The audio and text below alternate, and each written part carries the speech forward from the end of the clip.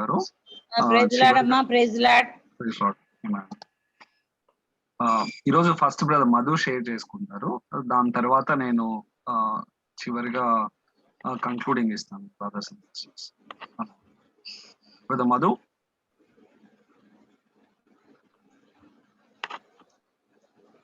Hello brother Madhu. Yeah Madhu brother.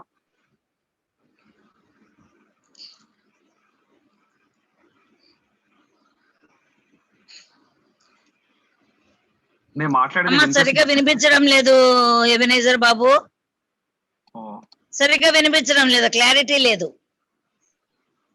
ఇప్పుడు వినిపిస్తుందా? విమల, మీకు క్లారిటీ ఉందా? విమల, మీకు క్లారిటీ ఉందా? బేబీ బేబీ, మీకు క్లారిటీ ఉందా? వినిపించలేదు జ్యోతి. వీడియో లేదు, క్లారిటీ ఉంది. ఆడియో ఇప్పుడు వీడియో లేదు. ఇప్పుడు వినిపిస్తుందా సిస్టర్స్ అండ్ బ్రదర్స్? మీ మాటలే వినిపిస్తున్నాయి brother. Okay brother Madhu. Madhu brother, can you hear me brother? Yes brother. Amen brother. Brother, we have already finished singing the hymn and the prayer is also finished. Yes brother, sorry brother, because I have some network problem. Yeah, sorry yeah. brother. So, amen, praise the Lord. So brothers and sisters, ఈరోజు మొదటిగా సోదరుడు మధు వాక్యాన్ని పంచుకుంటారు. చివరిగా నేను దాన్ని conclude చేస్తాను. ఆమేన్. ఆమేన్ brother.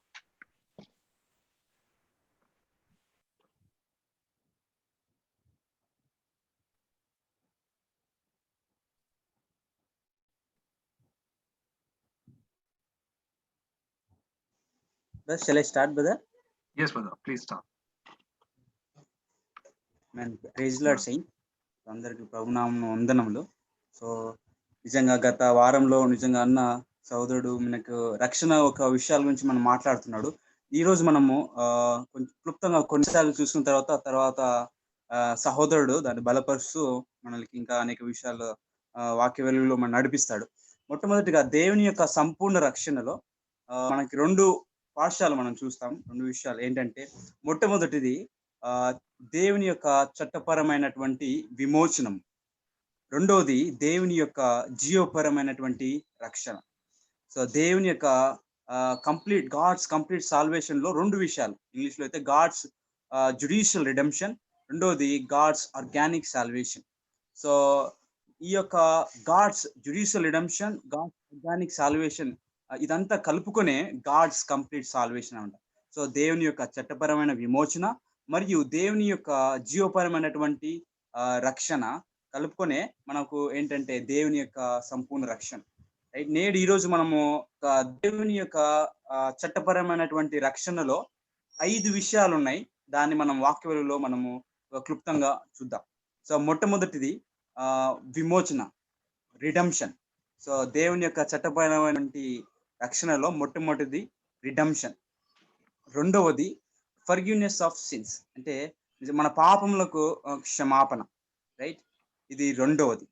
తర్వాత మూడవది వచ్చేసి క్లెన్సింగ్. సో ఇది కడగబడడం. మూడవది వచ్చేసి క్లెన్సింగ్. తర్వాత నాలుగవది వచ్చేసి పొజిషనల్ శాంటిఫికేషన్. నాలుగవది వచ్చేసి పొజిషనల్ శాంటిఫికేషన్ అంటే తెలుగులో స్థానపరంగా పరిశుద్ధపరచబడుట, స్థానపరంగా పరిశుద్ధపరచబడుట. తర్వాత ఐదో వచ్చేసి నీతిమంతులుగా తీర్చబడడం. So becoming righteousness. Right, righteousness. So ఇది ఐదవది. చివరిగా ఆరవది ఏమిటంటే రికౌన్సిలియేషన్. రికౌన్సిలియేషన్. సో ఇది దేవునితో సమాధానపరచబడుట, దేవునితో సమాధానపరచబడుట. సో మొట్టమొదటిగా సో ఈ యొక్క విషయాల్లో రిడెంప్షన్, సో విమోచన. సో విమోచన అనే ఒక పదానికి అర్థం మనం గమనిస్తే, సో ఒకటి అది ఒరిజినల్, దానికి సంబంధించినటువంటి ఒరిజినల్ సంబంధించినది ఒకటి ఉండేది, అది కోల్పోయింది. రైట్, అది లాస్ చేయబడింది, తిరిగి అది పర్చేస్ చేయబడడం జరుగుతుంది. సో ఉదాహరణకి నాకు మొబైల్ పోయింది అనుకోండి, నా యొక్క బైబిల్ పోయింది అనుకోండి. అది నాకు మొబైల్ పోయిన ద్వారా ఏమవుతుందంటే అది నాదిగా ఉండేది ఒరిజినల్గా, అది నేను పోగొట్టుకున్నాను. అయితే ఏమైందంటే ఆ యొక్క ఆ పోగొట్టిన దాన్ని తిరిగి నేను ప్రైజ్ చెల్లించి నేను దాన్ని నేను పొందుకుంటున్నాను, నేను రిడీమ్ చేసుకుంటున్నాను, నేను విమోచించుకుంటున్నాను. దాన్నే విమోచన అంటారు. సో నిజంగా ప్రభువైన యేసుక్రీస్తు వారు కూడా నిజంగా ఆయన ఆయన రక్తం చిందించడం ద్వారా, ఆయన మన కొరకు మరణించడం ద్వారా ఇప్పుడు దేవునికి సంబంధించిన వారమైన మనల్ని పాపం చేత మరి యొక్క మరణం చేత ఈ సాతానుడు మనం దొంగలించుండగా దేవుని కొందనాలు, దేవుడు మన పాపల కొరకు మరణించినాడు. దేవుడు అట్టి విధంగా ఆయన రక్తం ద్వారా మనల్ని కొన్నాడు. అందుకొరకే చూడండి అపోస్తుల కార్యములు 20వ అధ్యాయము 28వ వచనం. సో ఎవరైనా పరిశుద్ధులు చదవగలరా? అపోస్తుల కార్యములు 20వ అధ్యాయము 28వ వచనము.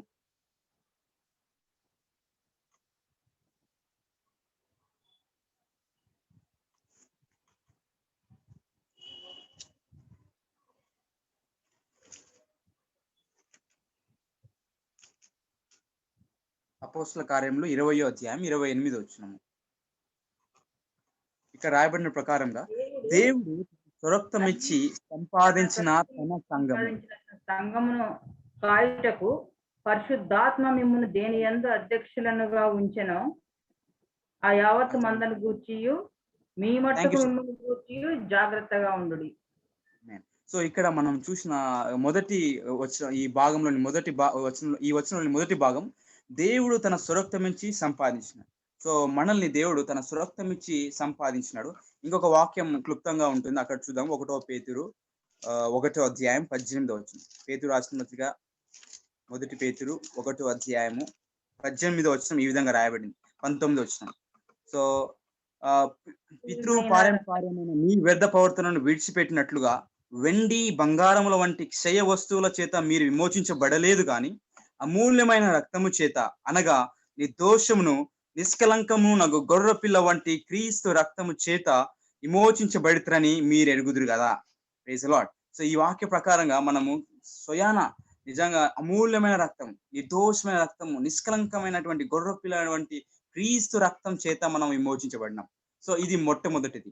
ఇది చట్టపరమైనటువంటి యొక్క విమోచనలో మొట్టమొదటిది ఏంటంటే ప్రభువే తన రక్తం ఇచ్చి మనల్ని సంపాదించినాడు, మనల్ని విమోచించున్నాడు. సో ఇది మనం మొట్టమొదటిగా చూస్తున్నాం. సో రానున్న దినాల్లో నిజంగా ఈ యొక్క విషయాలను చూస్తాం. బ్రదర్ కూడా దీన్ని మళ్ళీ మనల్ని నడిపిస్తారు. సో ఇది రెండోది వచ్చేసి పాపముల విషయం క్షమాపణ, అంటే ఫర్గివ్నెస్ ఆఫ్ సిన్స్. సో చూడండి 1 యోహాను 1వ అధ్యాయము 9వ వచనం. సో పరిశుద్ధులారా, మనందరం యోహాను సువార్త 1వ యోహాను 1వ అధ్యాయం 9వ వచనం ఈ విధంగా రాయబడింది. సో దీనికన్నా ముందు మీకు అపోస్తుల కార్యం చదవాలనుకుంటున్నాను. అపోస్తుల కార్యములు 10వ అధ్యాయము 43వ వచనం ఈ విధంగా రాయబడింది. అపోస్తుల కార్యములు 10వ అధ్యాయం 43వ వచనం. ఆయన యందు విశ్వాసముంచు వాడెవడో వాడు ఆయన నామము మూలంగా పాప క్షమాపణ పొందును. రైట్. ఆయన యందు విశ్వాసముంచు వాడెవడో ఆయన నామము మూలంగా పాప క్షమాపణ పొందును. సో మనము ఆయన ఎందు విశ్వాసం ఇచ్చినప్పుడు మనం ఆయన మూలంగా పాప క్షమాపణ పొందేవారుగా ఉంటాం. సో రెండోది ఏంటంటే మన పాపములకు క్షమాపణ. ఇది చట్టపరమైనటువంటి రక్షణలో ఇది రెండో విషయం. సో ఈ విషయాన్ని మనం అపోస్తుల కార్యం 10వ అధ్యాయము 43వ వచనంలో మనం చూస్తుంటున్నాం. తర్వాత మూడో విషయం వచ్చేసి కడగబడడం. 1 యోహాను, ఇప్పుడు మనం 1వ అధ్యాయం 9వ వచనం. 1 యోహాను 1వ అధ్యాయం 9వ వచనం. సో ఈ విధంగా రాయబడింది. పరిశుద్ధులారా, మన పాపములను మనం ఒప్పుకొనిన ఎడల ఆయన నమ్మదగిన వాడును నీతిమంతుడును గనక ఆయన మన పాపములను క్షమించి సమస్త దుర్నీతి నుండి మనల్ని పవిత్రులుగా చేయును. సో ఇక్కడ రాయబడింది ఏంటంటే మన పాపములను నిజంగా క్షమించడం మాత్రమే కాదు, కానీ మన పాపములను కడిగివాడుగా ఉంటున్నాడు. సో ఏంటి క్షమించడానికి తర్వాత కడగవేయడానికి వ్యత్యాసం అంటే డిఫరెన్స్ ఏంటి అని మనం గమనిస్తే కనుక, ఉదాహరణకి ఒక చిన్న పిల్లోని తీసుకున్నట్లయితే ఆ పిల్లవాడు ఆడుకోవడానికి వెళ్ళినప్పుడు అక్కడ తన అంగిని తన చొక్కాని నిజంగా మరక చేసుకొని వచ్చినప్పుడు, నిజంగా తన తల్లి దగ్గరికి వెళ్ళి భయపడుతూ వెళ్తున్నప్పుడు, సో ఒకవేళ తన తల్లి ఎదుట నిజంగా వాళ్ళ అమ్మగారు కొడతారని తను మేబీ ఒప్పుకున్నప్పుడు అక్కడ ఏం జరుగుతుందంటే అమ్మ నేను ఈ విధంగా చేస్తున్నాను నా డ్రెస్ అని ఒప్పుకున్నప్పుడు వెంటనే వాళ్ళ అమ్మగారు నిజంగా ఆ పిల్లవాడిని క్షమించేవారుగా ఉంటారు. సో క్షమించినప్పటికీ కూడా ఆ పిల్లవాని మీద ఉన్నటువంటి ఆ మరకలు ఇంకా పోవు. ఎందుకంటే ఒక రకంగా ఆ పిల్లవానికి క్షమించడం ఒక విషయం అయితే ఆ పిల్లవాని యొక్క చొక్కాయి మీద ఆ మరకలు పోవడం అనేది ఇంకో విషయం. సో నేడు యేసుపందు విశ్వాసం ఇచ్చినప్పుడు కూడా మనకి ఇదే జరిగినది. ఏంటంటే ప్రభువు నిజంగా మన పాపములను మనం ఒప్పుకున్నప్పుడు యేసు ఎదుట ఆయన మనను కేవలం క్షమించడం మాత్రమే కాదు, కానీ దేవుని వందనాలు, దేవుడు మన పాపములని కడిగి వేసి ఇచ్చినాడు. ఏ విధంగా అయితే ఆ పిల్లవాడికి నిజంగా అక్కడ క్షమించడం మాత్రమే సరిపోదు. అప్పుడు ఆ క్షమించడం ఒక ఎత్తు అయితే ఆ పిల్లవానికి నిజంగా మళ్ళీ ఆ డ్రెస్ అని క్లీన్ చేయాలి. సో అప్పుడు మాత్రమే నిజంగా అతడు క్షమించబడడం మాత్రం కాదు, కానీ అతడు కడగబడేవాడుగా ఉంటాడు. సో ఈ యొక్క 1 యోహాను 1:9 ప్రకారంగా ఇక్కడ రాయబడిన ప్రకారంగా ఎప్పుడైతే మన పాపంలో మనం ఎప్పుడైతే ప్రభు ఒప్పుకుంటామో నిజంగా ఆయన నమ్మదగిన వాడు, నీతిమంతుడు గనక ఇక్కడ రాయబడిన ప్రకారంగా ఆయన మన పాపాలని మొదటగా క్షమిస్తాడు, తర్వాత సమస్త దుర్నీతి నుండి ఆయన మనల్ని పవిత్రగా చేయను అని రాయబడింది. దేవుని వందనాలు, నిజంగా మన పాపములు ఆయన క్షమించున్నాడు. అంత మాత్రమే కాదు, కానీ ఆయన మన పాపాలని నిజంగా కడిగి వేసింటున్నాడు. ఇది మనకు చట్టపరమైన విమోచనలో మనకి జరిగిన విషయం. సో 4వ విషయం ఏంటంటే సో స్థానపరంగా పరిశుద్ధపరచబడుట. ఇది 1 కొరింథీయులకు రాసిన పత్రిక 6వ అధ్యాయము 11వ వచనంలో మనం చూస్తున్నాం. పరిశుద్ధులారా, 1 కొరింథీ 6వ అధ్యాయం ఇక్కడ 11వ వచనంలో ఈ విధంగా రాయబడింది. మీలో కొందరు అట్టివారై ఇంటురి కానీ ప్రభువైన యేసు క్రీస్తు నామమును మన దేవుని ఆత్మ యందును మీరు కడగబడి పరిశుద్ధపరచబడిన వారై నీతిమంతులుగా తీర్చబడిరి. సో ఇక్కడ మనము పరిశుద్ధపరచబడ గురించి చూస్తున్నాం. అంటే మొట్టమొదటిగా మనం యేసు ప్రభు నిజంగా మన చనిపోయి తిరిగి లేచిన తర్వాత ఆయన మరణం ద్వారా నిజంగా దేవుడు మనల్ని ఇక్కడ పరిశుద్ధపరిచింటున్నాడు. సో పరిశుద్ధపరిచింటున్నాడు. ఆ పరిశుద్ధపరచబడ ద్వారా మనకి నిజంగా మొట్టమొదటిగా మనం పరిశుద్ధపరచబడతాం. దాని తర్వాత మనం నీతిమంతులుగా తీర్చబడే వారంగా ఉంటాం. అయితే ఇది స్థానపరంగా పరిశుద్ధపరచబడడం అంటే ఏమిటంటే ఇక్కడ స్థానపరచంగా అంటే మనం ఒకప్పుడు లోకంలో ఉండే వాళ్ళం, ఇప్పుడు మన స్థానం మారింది. మనం ఇప్పుడు దేవుని యొద్దకు మనము పరిశుద్ధపరచబడ్డాం. దేవుని కొరకు నిజంగా మనం పరిశుద్ధపరచబడినాం. ఉదాహరణకి ఐగుప్తులో నిజంగా అప్పుడు ఇశ్రాయేలు వాళ్ళు అక్కడ దాసత్వంలో ఉన్నారు. సో అట్టి దాసత్వంలో ఉన్న వారు నిజంగా అక్కడ ఉదాహరణ ఇక్కడ దీన్ని అర్థం చేసుకోవడానికి అక్కడ బంగారం అంత ఐగుప్తులు పొందుకున్న బంగారం అంతా కూడాను వాళ్ళు ఎక్కడ తీసుకొచ్చారంటే అది ప్రత్యక్ష గుడారం కొరకు అది దేవుని యొక్క నిర్మాణం కొరకు అది ఉపయోగించబడింది. దాని స్థానం ఐగుప్తు నుంచి దేవుని కొరకు మారింది, దేవునికై మారింది, దేవుని నిర్మాణం కొరకు అది ఉపయోగించబడింది. సో నేడు మనం కూడా సాతాను బందీల చేతులు ఉన్న మనల్ని దేవుడు నిజంగా చట్టపరమైనటువంటి రక్షణలో మనల్ని ఏం చేశాడంటే దేవుని కొందనాలు మన స్థానాన్ని మార్చినాడు. చూసినటువంటి లోకం నుంచి మనల్ని దేవుని కొరకు నిజంగా మన స్థానాన్ని మార్చాడు. ఇంకో మాట చెప్పుకోవాలంటే ఆ టెబర్నాకిల్ ఆ యొక్క ప్రత్యక్షుడు నేడు సంఘానికి మనల్ని తీసుకొచ్చేవాడుగా ఉన్నాడు. సో ఈ విధంగా మన స్థానం మార్చబడింది. అందుబట్టి మనం దేవుని సృష్టించవలసిన వారమైన దేవా నిజంగా నా స్థానాన్ని స్థానపరంగా మీరు పరిశుద్ధపరచడానికి వందనాలు ప్రభువా, మనం స్తుతించే వారంగా ఉందుము గాక. ఎందుకంటే అక్కడ స్థానపరంగా ఇక్కడ ఈ విషయంలో చట్టపరమైనటువంటి రక్షణలో మనము స్థానపరంగా పరిశుద్ధపరచబడటం అనే విషయాన్ని చూస్తున్నాం.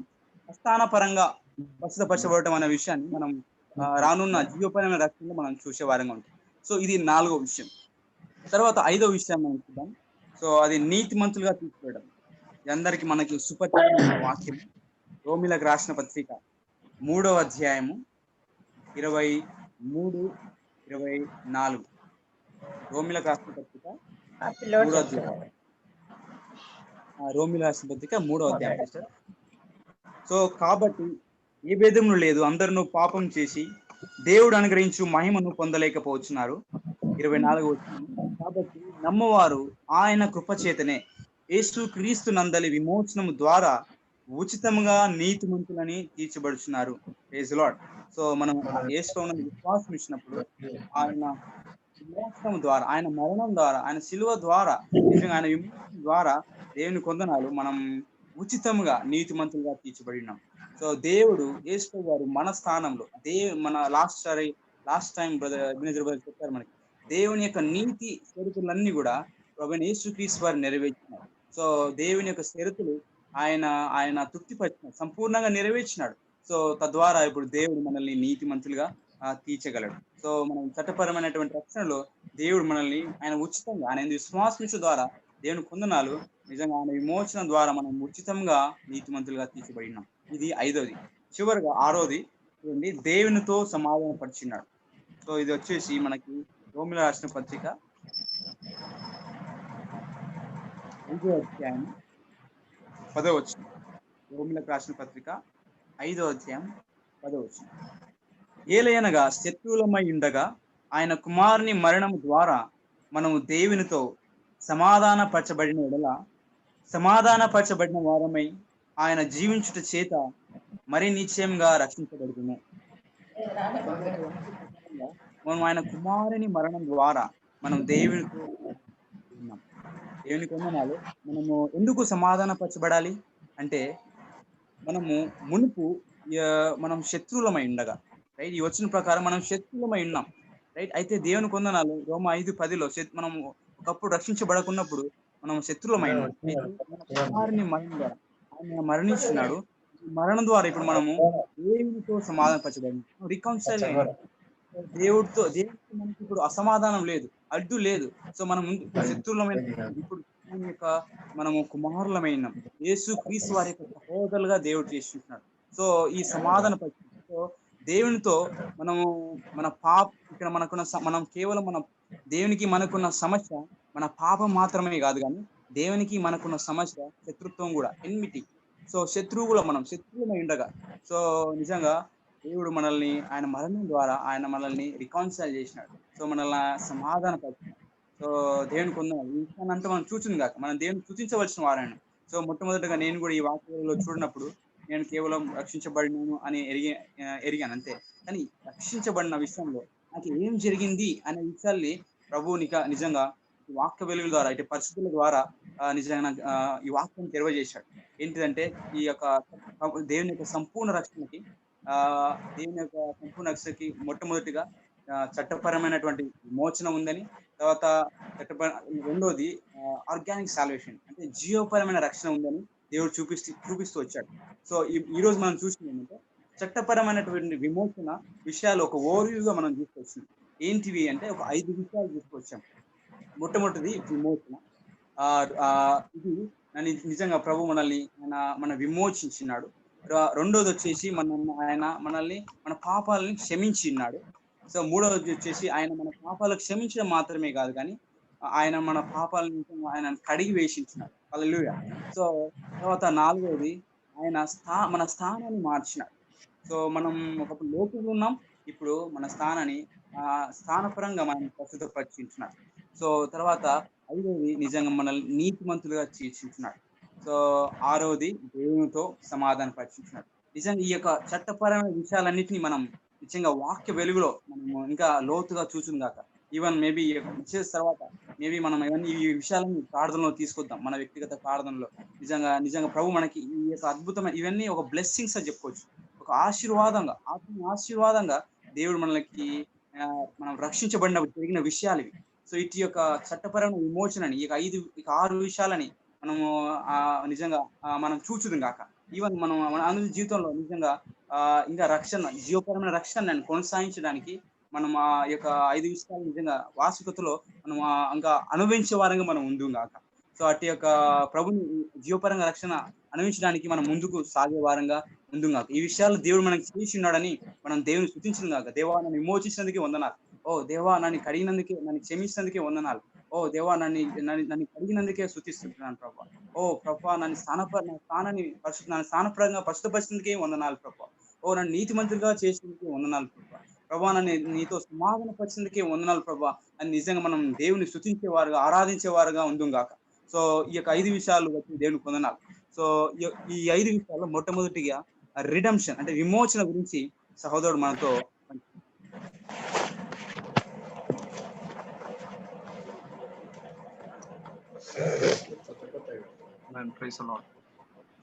శ్యామ్ కుమార్ గారు ఒకసారి మ్యూట్ చేయరండి ఆడియో. మంచిది మేడం. అదే శ్యామ్ కుమార్ గారు ఒకసారి ఆడియో మ్యూట్ చేయండి.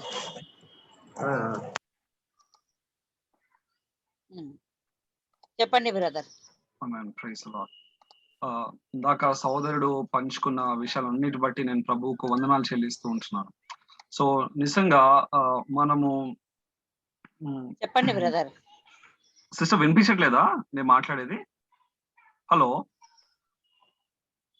ఎబెనేజర్ గారు చెప్పండి, స్టార్ట్ చేయండి. బ్రదర్స్ అండ్ సిస్టర్స్ వినిపించట్లేదా నేను మాట్లాడేది? వినిపిస్తుందమ్మా, వినిపిస్తుంది. కొంచెం గట్టిగా మాట్లాడు. ఓకే, ఇప్పుడు అందరికీ వినిపిస్తుందా? Yes brother. Amen brother, amen. Praise the Lord. Amen. Ebenezer Babu start చేయండి. సిస్టర్ నేను మాట్లాడుతున్నాను సిస్టర్, మీకు వినిపించట్లేదేమో. Hello hello sister Jyotirani sister, hello. Ebenezer Babu start చేయండి. ఇందాక సోదరుడు పంచుకొన్నటువంటి విషయాలన్నీ కూడా మన రక్షణలో భాగమై ఉంటున్నాయి. సో నిజంగా మనము రక్షించబడడం విషయంలో సరే మనము ప్రభు యొక్క కనికరము చేత ఆ యొక్క పతనపు స్థితిలో నుండి రక్షించబడి ఉన్నాము. సో ఆయన రక్షణను పొందుకొని మనము పరలోకాన్ని చేరుకుంటాము అని మనం తలంచుతూ ఉంటాం, రైట్? సో ఈ విషయంలో మనము ఒక నిర్దిష్టమైన విధానంలో తన యొక్క రక్షణలో దేవుడు ఏమి చేసి ఉన్నాడు, దేవుడు ఏమి చేయుచూ ఉన్నాడు, దేవుడు ఏమి చేస్తాడు అన్న విషయాలను మనం చూడవలసిన వారమై ఉంటున్నాం.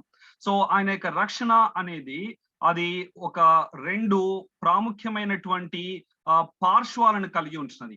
ఆ పార్శ్వాల్లో చాలా మెట్లు ఉంటాయి, రైట్? సో ఇందాక సోదరుడు పంచుకొనినట్లుగా అది ప్రాముఖ్యంగా 2 పార్శ్వాలను కలిగి ఉన్నది. అవి ఏమిటి అనగా అది చట్టపరమైనటువంటి పార్శ్వము, రెండవది జీవపరమైనటువంటి పార్శ్వము. సో నిజంగా రక్షణలో అసలు పార్శ్వాలు ఉన్నాయా, అసలు ఇది ఏంటి, మేము ఎప్పుడు వినలేదే అని మనకు అనిపించవచ్చు. కానీ అవన్నీ కూడా దేవుని యొక్క వాక్యములో ఆయన మన కొరకు పొందుపరిచి ఉంటున్నాడు.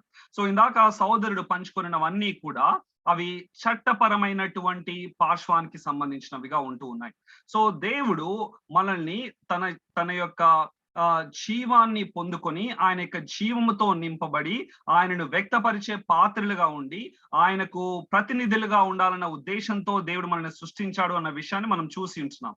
సో అటువంటి స్థితిలో నుండి ఎలా మనం పాపము ద్వారా పడిపోయి ఉన్నామని, ఎలాగా ఆయన యొక్క మహిమ యొక్క నీతి యొక్క పరిశుద్ధత యొక్క డిమాండ్లను నెరవేర్చలేని స్థితిలో మరణపు స్థితిలో ఉన్నామన్న విషయాన్ని మనము పోయిన 2-3 వారాల్లో చూసి ఉంటున్నాం.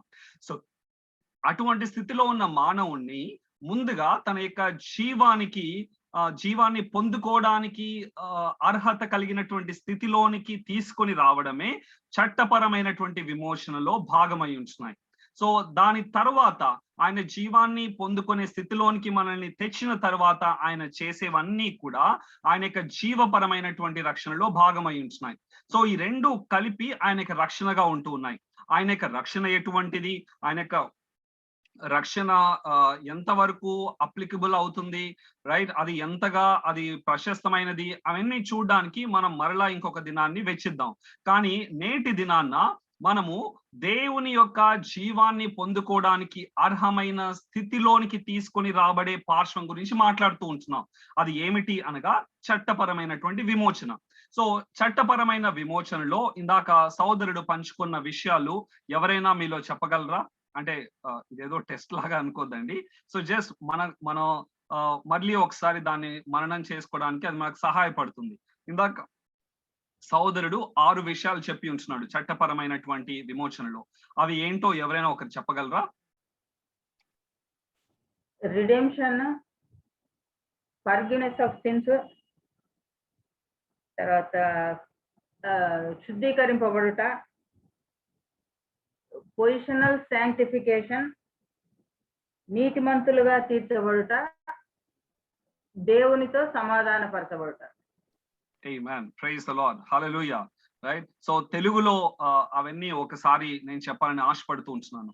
మొట్టమొదటిది విమోచనం, రిడెంప్షన్, రైట్? రెండవది పాపముల యొక్క క్షమాపణ, మూడవది పాపములు కడుగబడుట, నాలుగవది పరిశుద్ధపరచబడుట, కానీ ఇది స్థానపరంగా పరిశుద్ధపరచబడుట, ఐదవది నీతిమంతులుగా తీర్చబడుట, ఆరవది సమాధానపరచబడుట, రైట్? సో విమోచించబడుట, దాని తర్వాత పాపములు క్షమించబడుట, పాపములు కడుగబడుట, దాని తర్వాత స్థానపరముగా పరిశుద్ధపరచబడుట, దాని తర్వాత విశ్వాసము చేత నీతిమంతులుగా తీర్చబడుట, చిట్ట చివరిగా దేవునితో సమాధానపరచబడుట. ఇవన్నీ కూడా మనము దేవుణ్ణి జీవముగా అనగా జీవవృక్షమైనటువంటి దేవుణ్ణి మన యొక్క జీవముగాను జీవ సరఫరాగాను పొందుకొనుటకు మనని అర్హమైనటువంటి స్థితిలోనికి తీసుకొని వచ్చేవి ఉంటున్నాయి. వీటన్నిటినీ కలిపి ఏమంటున్నాము అనంటే చట్టపరమైనటువంటి విమోచన అని పిలుస్తూ ఉంటున్నాం. సో వీటిల్లో ఉన్న వాటన్నిటినీ కూడా మనము ఒక్కొక్కటిగా చూడడానికి ప్రభు మనకందరికీ సహాయం చేయను గాక. సో ముందుగా నేటి దినాన మనము విమోచనము అన్న విషయాన్ని గురించి చూడాలని ఆశపడుతూ ఉంటున్నాం. సో విమోచనం అంటే విమోచించడం, రిడీమ్ చేసుకోవడం అని అంటే అర్థం ఏంటి, అసలు అది బైబిల్లో ఎక్కడ ఉంది అని చూడడానికి మనం ఒకసారి ఎఫెసీలకు రాసిన పత్రిక 1వ అధ్యాయము 7వ వచనాన్ని చదవాలని ఆశపడుతూ ఉంటున్నాను. ఎఫెసీలకు రాసిన పత్రిక 1వ అధ్యాయము 7వ వచనం. అది ఇలా చెప్తూ ఉంటున్నది, దేవుని కృపా మహదైశ్వర్యమును బట్టి ఆ ప్రియుని యందు ఆయన రక్తము వలన మనకు విమోచనము అనగా మన అపరాధములకు క్షమాపణ మనకు కలిగి ఉన్నది, రైట్? సో ఇక్కడ ప్రభువైన యేసు క్రీస్తు వారి యందు ఆయన రక్తము వలన మనకేం కలిగిందంట, విమోచన కలిగిందంట. సో అంటే మనం రిడీమ్ చేయబడ్డాము అని బైబిల్ చెబుతూ ఉంటుంది. సో విమోచన అన్న పదానికి ఉన్న అర్థం ఏంటి అన్నది మనం చూడాలి. సో విమోచన అంటే అర్థం ఏంటి, రిడమ్షన్ లేదా విమోచనము అంటే ఏంటంటే అది noun form of redeeming, right? అంటే విమోచించడం యొక్క నౌన్ ఫార్మ్ అన్నమాట. సో ఓకే, ఈ విమోచించడం అంటే దాని అర్థం ఏంటి అని మనం అడిగితే ఇలా చెప్పొచ్చు. ఒకటి ప్రారంభములో లేకపోతే వాస్తవానికి ఒరిజినల్ గా ఒకరిది అయి ఉంటున్నది, అది పోగొట్టుకున్నారు లేకపోతే అది కోల్పోయింది, అది కోల్పోబడింది. ఆ బడినది వేరే వాళ్ళ యొక్క స్వాధీనంలోనికి వెళ్ళిపోయింది.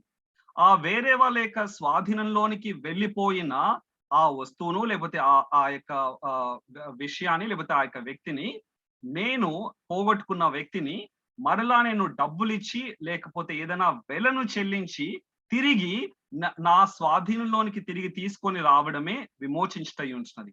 సో సులువుగా చెప్పాలంటే ఒకటి నాది, అది పోయింది, కోల్పోబడింది, అది వేరే వాళ్ళ వశంలోకి వెళ్ళిపోయింది, నేను వెలను చెల్లించి తిరిగి నా వశంలోనికి తెచ్చుకుంటున్నాను, మళ్ళీ నేను స్వాధీనపరుచుకుంటున్నాను. సో ఇక్కడ ఎవరు కోల్పోయారు, ఎవరు విమోచింపబడాలి, ఎవరు స్వాధీనంలోనికి తిరిగి తీసుకొని రాబడాలి అని అంటే వాస్తవానికి మనమందరమును కూడా కోల్పోబడిన వారమై ఉంటున్నాం. మనము ఆదిమంగా ప్రారంభంలో దేవుని యొక్క సొత్తు అయి ఉంటున్నాం. Oh praise the Lord, hallelujah.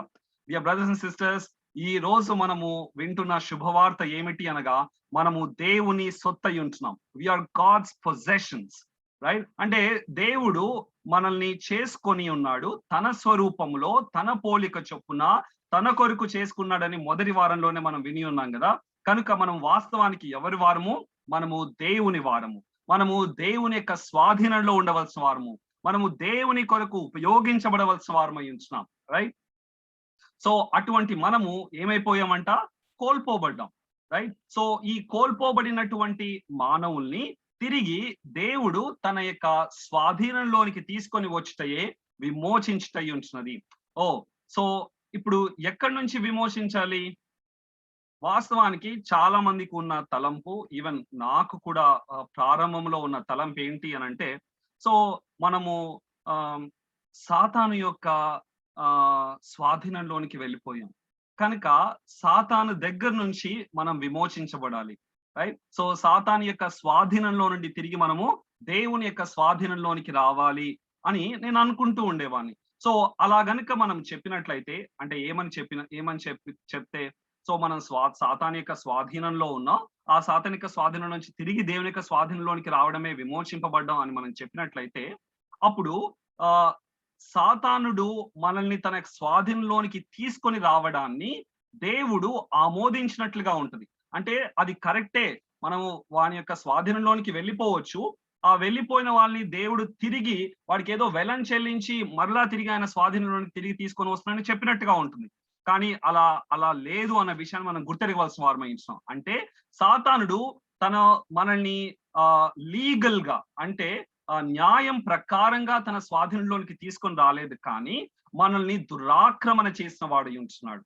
Right. So మనల్ని మోసపిచ్చి తన యొక్క వశంలోనికి తీసుకొని వెళ్ళిన వాడు ఉంటున్నాడు.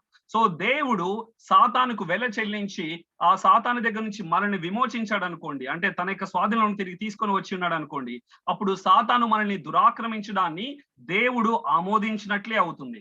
కనుక మనల్ని దేవుడు తిరిగి స్వాధీనపరుచుకునేది సాతాను దగ్గర నుంచి కాదు అన్న విషయాన్ని మనం అందరము చూచుదుము గాక.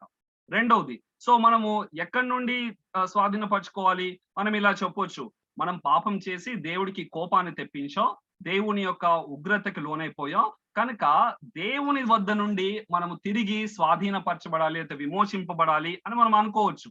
కానీ అది కూడా నిజం కాదు. ఎందుకొరకు కాదు అని చెబుతూ ఉన్నాము అనంటే, దేవుడు ఎంతో ప్రేమామయుడు. ఆయన మనల్ని ప్రేమించాడు అన్న మాట బైబిల్లో చాలా సార్లు రాయబడి ఉంటుంది. సో వాస్తవానికి క్రీస్తు మనల్ని ప్రేమించను అన్న మాట చాలా తక్కువ సార్లు, I mean we can count on fingers, చాలా తక్కువ సార్లు రాయబడి ఉండొచ్చేమో, కానీ దేవుడు మనల్ని ప్రేమిస్తూ ఉన్నాడు, దేవుడు మనల్ని ప్రేమించాడు అన్న విషయం బైబిల్ అంతట్లో కూడా చాలా సార్లు రాయబడింది. దాని అర్థం ఏంటి అనంటే, మనల్ని ప్రేమించే దేవుడే తిరిగి మనల్ని ఏదో ఒక తన యొక్క ఉగ్రత క్రిందికి తీసుకొని వచ్చి అక్కడి నుంచి ఎవరో ఒకరు వాళ్ళని విమోచించుకొని పోవాలి అన్న స్థితిని దేవుడు పెట్టడు. కనుక మనము దేవుని దగ్గర నుండి విమోచించబడాల్సిన అవసరత లేదు అన్న విషయాన్ని మనం అందరం చూచుదుము గాక. సో అలాంటప్పుడు బ్రదర్, ఎక్కడి నుంచి పాపం నుంచి మనము విమోచింపబడాలా అంటే, దేవుడు పాపానికి వెల చెల్లించి పాపం దగ్గర నుంచి మనల్ని విమోచిస్తే పాపము నిజంగా చాలా గొప్పదిగా, లేకపోతే దేవుడు వెల పెట్టాల్సినంత అవసరమైనదిగా, అంటే ఐ మీన్ వెలని ఏదో చెల్లించాల్సినంత అవసరమైనదిగా పాపం కనిపిస్తుంది. కనుక పాపాల నుంచి కూడా మనం విమోచింపబడ్డం కాదండి. సో అది సాతాను వద్ద నుండి విమోచింపబడ్డం కాదు, దేవుని వద్ద నుండి విమోచింపబడ్డం కాదు, అది ఈవెన్ పాపం వద్ద నుండి కూడా విమోచింపబడ్డం కాదు. మరి అలాంటప్పుడు దేవుడు మనల్ని ఎవరి వద్ద నుండి విమోచిస్తున్నాడు అన్న ఈ విషయాన్ని బైబిల్లో ఒకే ఒక వచనం నిర్దిష్టంగా మనకు బయలుపరుస్తుంది. దాన్ని చూడడానికి మనం అందరం హెబ్రీలకు రాసిన పత్రిక 3వ అధ్యాయము 13వ వచనాన్ని చూడాలని నేను ఆశపడుతూ ఉంటున్నాను. సో హెబ్రీలకు రాసిన పత్రిక 3వ అధ్యాయము 13వ వచనం.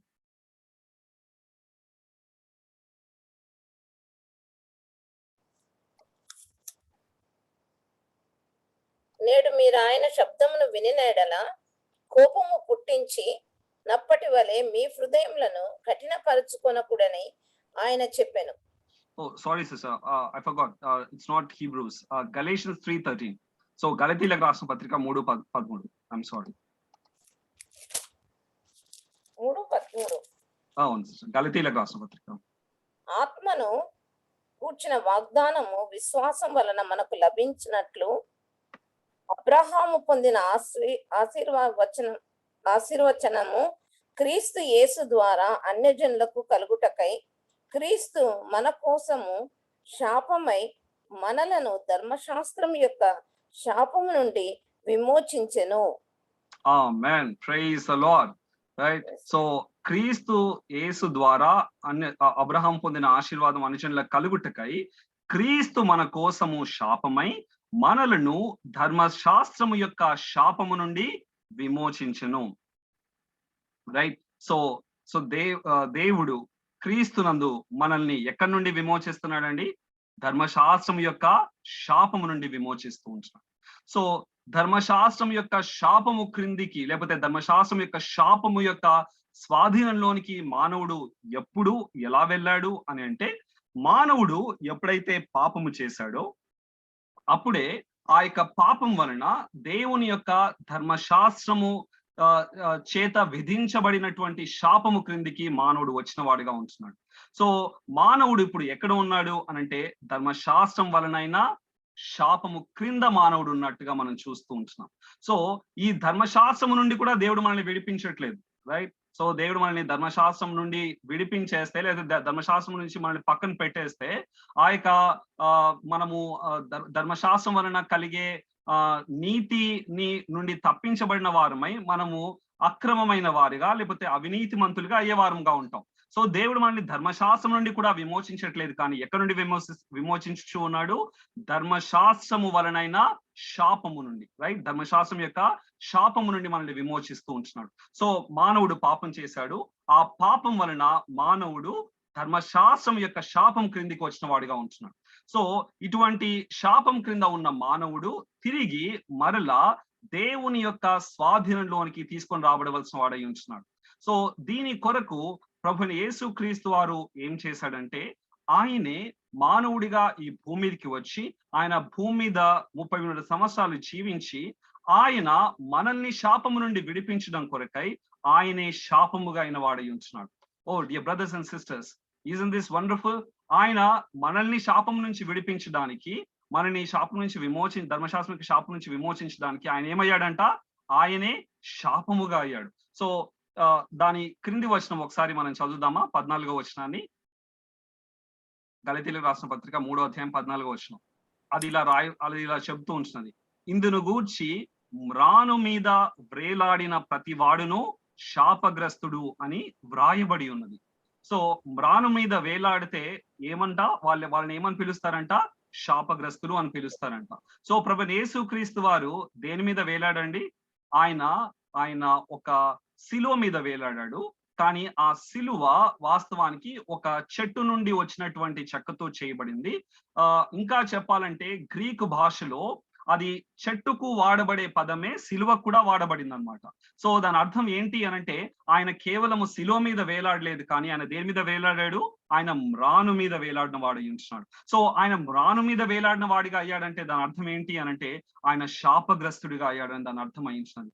ఓ పాపులమైన మనల్ని ఆయన యొక్క నీతిని అతిక్రమించి ఆయన యొక్క ధర్మశాస్త్రం యొక్క శాపము క్రిందికి వచ్చినటువంటి మనల్ని విమోచించడం కొరకై దేవుడు తానే మానవుడిగా ఈ భూమి మీదకి వచ్చి మనందరి కోసము ఆయన శాపముగా ఆయన వాడి ఉంటున్నాడు.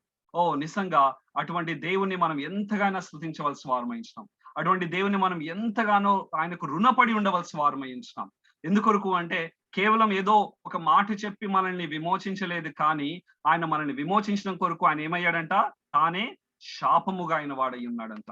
సో ఇంకొక వచనం కూడా చదవాలని నేను ఆశపడుతూ ఉంటున్నాను. సో మొదటి పేతురు 1వ అధ్యాయం 18 నుండి 19 వచనాలు ఒకసారి మనం చదువుదామా?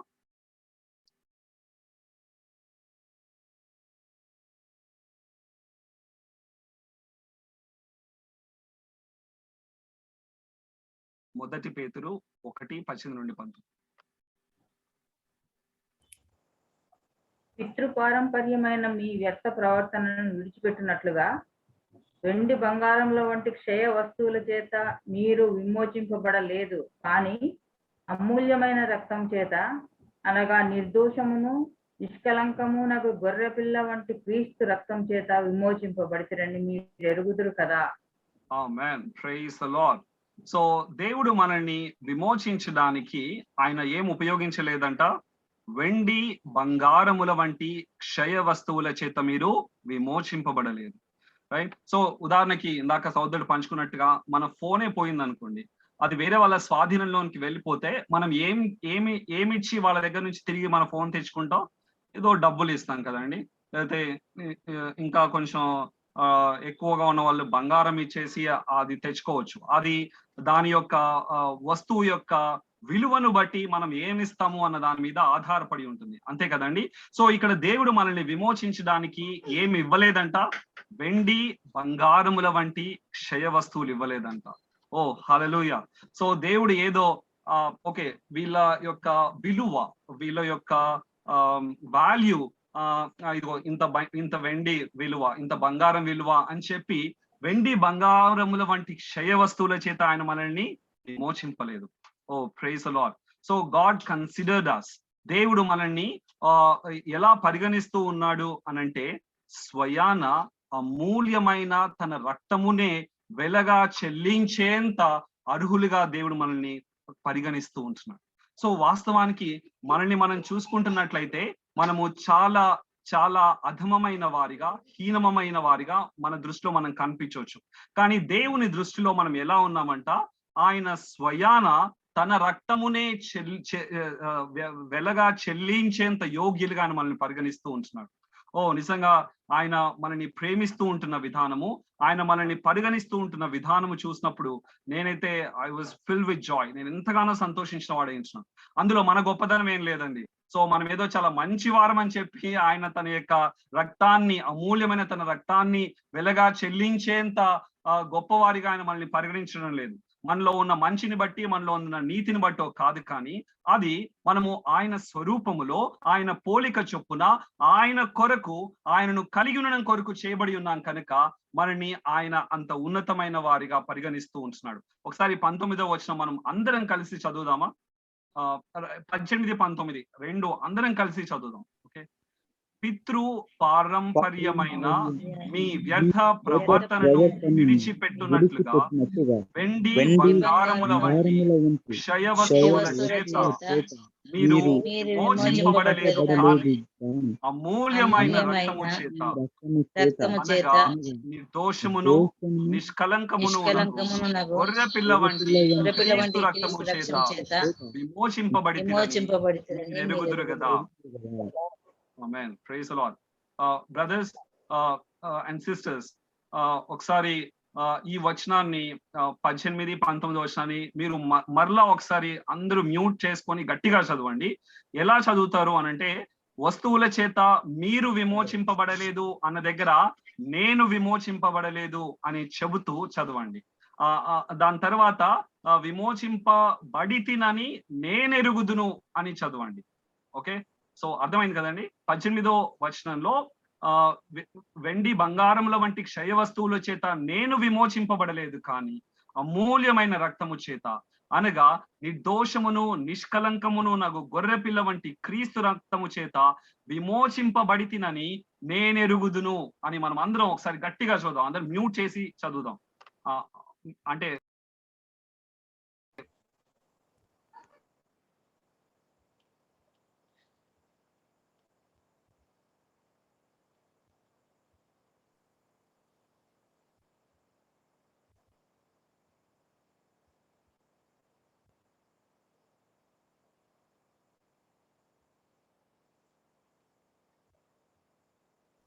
నేను ఎరుగుదును.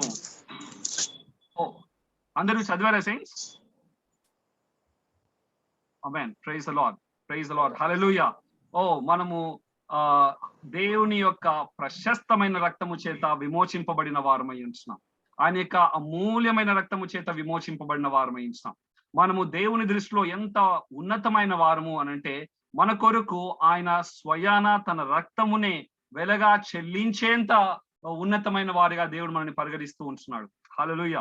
సో దేవుని యొక్క నీతిని మనము అతిక్రమించినప్పుడు, ఆయన యొక్క నీతి యొక్క, మహిమ యొక్క మరియు పరిశుద్ధత యొక్క డిమాండ్లను నెరవేర్చలేని స్థితిలో మన పాపం వల్ల మనల్ని పడిపోయినప్పుడు దేవుడు ఏం చేస్తున్నాడంట? ఆయన యొక్క రక్తము చేత మనందరినీ తిరిగి ఆ ధర్మశాస్త్రము యొక్క శాపము నుండి మనల్ని విమోచిస్తూ ఉంటున్నాడు. సో ఇటువంటి విమోచన ఎంతవరకు ఉండే విమోచన అని అంటే, బైబిల్లో నిత్యమైన విమోచన అని రాయబడింది. ఎట్లాంటి విమోచన అంట? నిత్యమైన విమోచన. Hallelujah. Dear brothers and sisters, we have been redeemed for eternity. Ours is an eternal redemption. అంటే మనం నిత్యత్వం వరకు విమోచింపబడిన వారమై ఉన్నాం. ఇంకా ఇప్పుడు మనం ఎవరి స్వాధీనంలో లేము. మనం ఇప్పుడు దేవుని స్వాధీనంలో ఉంటూ ఉన్నాం. మనం ఇప్పుడు దేవుని సొత్తు అయి ఉంటున్నాం. సో ఎవరు కూడా ఇది నాది అని మన గురించి చెప్పడానికి వీలు లేదు. మనం ఎవరి వారం? మనం క్రీస్తు వారమై ఉంటున్నాం. మనము దేవుని వారమై ఉంటున్నాం. మనము దేవుని స్వాధీనంలో ఉన్న వారమై ఉంటున్నాం. సో మనం అందరం చెప్తామా? నేను క్రీస్తు వాడను, నేను క్రీస్తు స్వాధీనంలో ఉన్నవాడను అని చెప్దామా? నేను క్రీస్తు వాడను, నేను క్రీస్తు స్వాధీనంలో ఉన్నవాడను. దేవుడు నన్ను ధర్మశాస్త్రము యొక్క ఉగ్రత నుండి, ఆ యొక్క శాపము నుండి నన్ను విమోచించి ఆయన స్వాధీనంలోనికి తెచ్చుకొని ఉంటున్నాడు. I'm a free man, but I'm under the possession of Christ. So నిజంగా మనం అందరం ఇటు విమోచనను మన వ్యక్తిగతంగా ఆస్వాదిస్తూ అనుభవిస్తూ ప్రభువా నేను మరింతగా ప్రభువా ఆ యొక్క ధర్మశాస్త్రములైనటువంటి శాపము నుండి నేను పూర్తిగా విమోచింపబడగోరుతూ ఉంటున్నాను. నేను పూర్తిగా నీకు స్వాధీనంలోనికి రాగోరుతూ ఉంటున్నాను ప్రభువా. రైట్, వాస్తవానికి సత్యం ప్రకారంగా ఈ యొక్క విమోచన అనేది జరిగిపోయింది. అది నిత్యత్వం వరకు ఎఫికసీ అంటే ప్రభావం కలిగిన విమోచనగా ఉంటుంది. కానీ వ్యక్తిగతంగా మన యొక్క అనుభవంలో మనము ఎంతగా విమోచింపబడ్డాము అనేది మనం ఎంతగా మనల్ని మనం ప్రభువుకు అర్పించుకుంటాము, ఎంతగా మనము ఆయనకు అవకాశాన్ని ఇస్తాం మనలో వ్యాపించి విస్తరించి మనల్ని పూర్తిగా ఆయన స్వాధీనంలోనికి తీసుకొని రాబడ్డానికి అన్న విషయం మీద ఆధారపడి ఉంటుంది. కనుక మనం దేవుణ్ణి అడగవలసిన వారమైంచినాం, ప్రభువా నేడు మరింతగా నన్ను విమోచించు ప్రభువా, నువ్వు ఏ కార్యానైతే చేశావో దాన్ని నాలో ఇంకనూ నెరవేర్చు ప్రభువా, నేను పూర్తిగా నీ స్వాధీనంలోనికి రాగోరుతూ ఉంటున్నాను, నా వ్యక్తిత్వంలోని ప్రతి భాగాన్ని స్వాధీనంలోనికి వచ్చేలాగా చేయి ప్రభువా, నా యొక్క జీవనంలోని ప్రతి అంశం నీ స్వాధీనంలోనికి వచ్చేలాగా చేయి ప్రభువా, నా యొక్క చూపు అయితేనేమి, నా యొక్క నడవడిక అయితేమి, నేను డబ్బులు ఖర్చు చేసే విధానం అయితేనేమి, నేను ఆలోచించే ఇదైతేనేమి, నా చిత్తం అయితేనేమి, నా ఆశలైతేనేమి, నాకు సంబంధించిన సమస్తాన్ని కూడా నీ యొక్క స్వాధీనంలోనికి, నీ యొక్క పూర్తి స్వాధీనంలోనికి తీసుకొని రా ప్రభు అని మనమందరం వేడుకొందుము గాక. ఓ ప్రభు మనమందరినీ విమోచించి ఉండగా ఆ విమోచన యొక్క ఆంతరిక అనుభవంలోనికి మనమందరము నడిచినట్లుగా ప్రభు మనకు సహాయపడును గాక. ఆమేన్.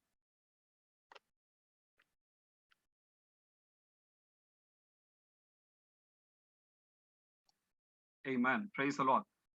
Brothers and sisters, so next వారం మిగిలిన వాటిని మనం కంప్లీట్ చేస్తూ త్వరలో మనం జీవపరమైనటువంటి రక్షణలోనికి మనము ప్రవేశిద్దాం. సో దానికి ముందు నేను ఒక రిక్వెస్ట్ చేయదలుస్తూ ఉంటున్నాను. I don't know about the brothers and sisters, మీరే నాకు చెప్పాలి. సో ఈ మీటింగ్ ఇప్పుడు మాట్లాడిన తర్వాత ఒక 5 నిమిషాలు లేకపోతే ఒక 6 నిమిషాలు పరిశుద్ధులో ఎవరైనా తాకబడి నేను ఈ విషయం చేత ప్రభు చేత తాకబడ్డాను, ఈ మాట నాకు చాలా ప్రభు మాట్లాడాడు ఈ మాట ద్వారా, నేను ఇది చేయాలనుకుంటున్నాను, లేకపోతే నేను ఇలా విమోచించబడాలనుకుంటున్నాను అని ఎవరైనా పంచుకోవాలనుకుంటే ఎలా ఉంటది అని ఒకసారి మిమ్మల్ని అడుగుదాం అనుకున్నాను. I'm sorry, I'm just asking you directly like this, me consideration. So ఎవరైనా సరే, ఒక బ్రదర్ అవ్వచ్చు, ఒక సిస్టర్ అవ్వచ్చు, ఈ రోజు దేవుడు మాట్లాడిన ఈ వాక్యంలో నుంచి ఈ మాట చేత నేను తాకబడ్డాను, ఈ మాట నాలో నెరవేర్చబడాలని నేను ఆశపడుతూ ఉంటున్నాను అని ఒక చిన్న మాట, మనం ఎక్కువగా మళ్ళీ మెసేజ్ ఇవ్వనవసరం లేదు, చిన్నగా పంచుకుంటే ఎలా ఉంటది? How do you feel brothers and sisters?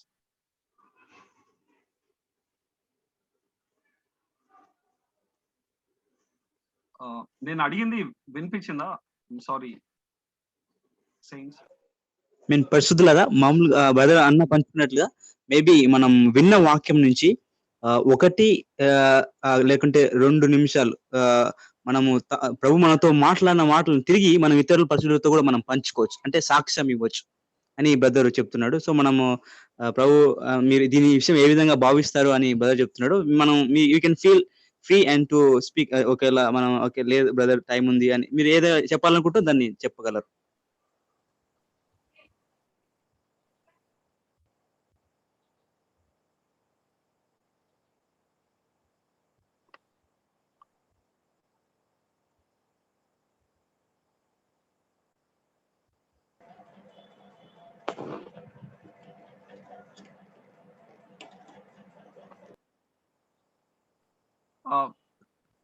Oh Lord. Sisters and brothers, నేను చెప్పింది అర్థమైందా? అంటే నేను ఏం చెప్తున్నానంటే, చెప్పబడినటువంటి వాక్యంలో మనకి ఏదైనా తాకబడితే 1 నిమిషం లేకపోతే 1/2 నిమిషం పాటు ఈ విషయం చేత నేను తాకబడ్డాను అని ఎవరైనా పంచుకుంటే ఎలా ఉంటది మీరు అన్నట్లుగా అడుగుతూ ఉన్నాను. Your response.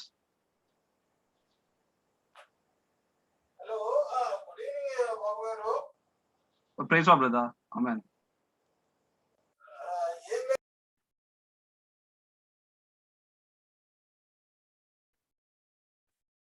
Oh Lord Jesus. Amen. Sister Jyotirani, sister, ఏబి బ్రదర్ చెప్పమ్మా, సిస్టర్ నేను చెప్పింది అర్థమైంది చెప్పుమా.